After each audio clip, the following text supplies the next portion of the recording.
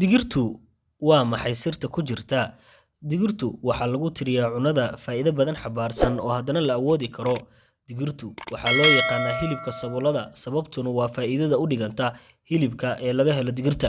Digirta waxaa laga helaa 20 walxood oo jirka faa'iido ugu jiro, waxayna kala yihiin fitamiin C, fitamiin K, fitamiin B1, fitamiin B2, fitamiin B6, folic acid, calcium, birta iron-ta ah, magnesium, phosphate, potassium, zinc, copper, selenium, dufanka omega 3, dufanka omega 6, borotiin iyo sidoo kale tamar oo inta badan u taqaanid carbohydrate.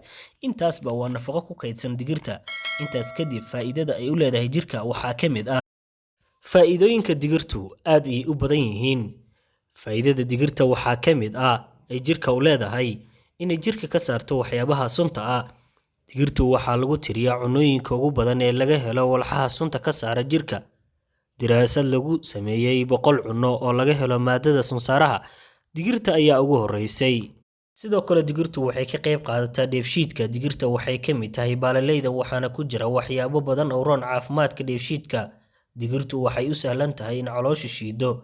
Waxay ka hortagtaa calool fadhiga, waxay hoos u dhigtaa kolestaroolka, waxay kaloo yareysaa halista cudurrada wadnaha iyo kacsanaanta sokorta. Digirtu waxaa kaloo qabataa dhisidda lafaha iyo murqaha, sida aan kor ku soo tilmaannay in digirtu geli karto beddelka hilibka oo uu qofka kaga maarmi karo cunista hilibka hadduu haysto digir. Sababtuna waa borotiin ka buuxa 1 koob oo digir ah. Waxaad ka helaysaa 15 milligaraam oo borotiin ah. Digirtu waxay kaloo ka hortagtaa inay ku dhacdo qofka dhigiri. Digirta waxaa ka buuxa birta iron-ta. Qofka joogteeyana isma arkaan dhigirida, waana sababta lagula dardaarmo hooyooyinka uurka leh iyo carruurta oo u baahan bir badan inay ku dadaalaan cunista digirta.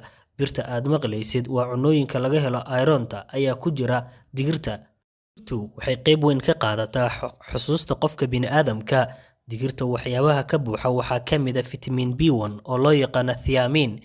Fitamiinkan wuxuu aad ugu roon yahay caafimaadka maskaxda, wuxuuna kordhiyaa feejignaanta xusuusta, wuxuuna ka hortagaa hurdo la'aanta iyo diiqada. Waxaa kaloo la arkay in digirtu ay yareyso halista cudurka xusuusta lumiya ee loo yaqaano Alzheimer's disease. Digirtu waxay adkeysaa lafaha iyo ilkaha. Digirtu waxay adkeysaa lafaha maadaama ay xambaarsan tahay waxyaabaha ay lafuhu u baahan yihiin. Waxay kaloo yareysaa baruurta aan jirka faa'iidada u lahayn, sidaasna waxay ku yareysaa cudurrada wadnaha ku dhaca. Digirtu waxay ka mid ahaan jirtay cunnooyinka ay Soomaalida ugu dadaalaan, khaasatan xilliga cashada. Caafimaad badanna way ka heli jireen, laakiin waxaad moodaa inuu isticmaalkeedu ku sii yaraanayo magaalooyinka dalkeena Soomaaliya. Inkastoo waalidka uu badanaa ogyahay faa'iidada ku jirta, laakiin digir nacaybka waxay badanaa ka timaadaa carruurta iyo dhalinyarada.